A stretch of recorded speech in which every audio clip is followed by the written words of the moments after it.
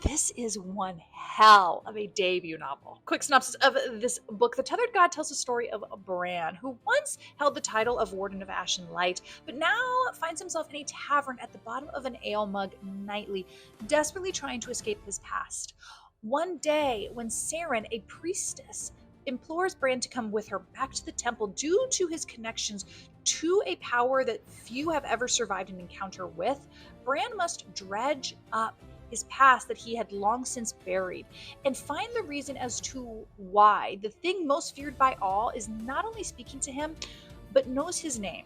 This book is so fast paced and it is filled to the brim with wonderful action sequences and an equally as impressive of a magic system. And what Brisk does so well in this is he has crafted a signature writing style that is reminiscent of so many literary greats and also pulls inspiration from video games such as Skyrim and God of War. And you see all of this layered throughout the story in his world building, characterization, and just simple writing style. And it is super her. The themes of destiny versus free will and the inability to outrun one's past are carefully woven throughout this story, and it breathes a level of life and ingenuity into this story. What I love about this is our main character, Bran. He is not a young buck by any means. He is seasoned. He has got years on him. And we don't see that all too often in the literary space. And it is refreshing to see a character that has years on them, has experience, and in turn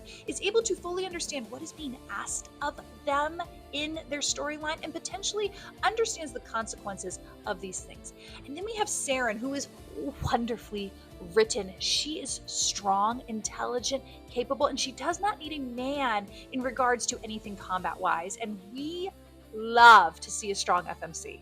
However, my favorite part of this entire book is the horrific elements that are littered throughout this book. It definitely lends to that dark fantasy subgenre, and it's so very well written. These descriptions of things that Bran and Saren are seeing, and it also really helps solidify the scenario that they find themselves in because there is violence and death all around them.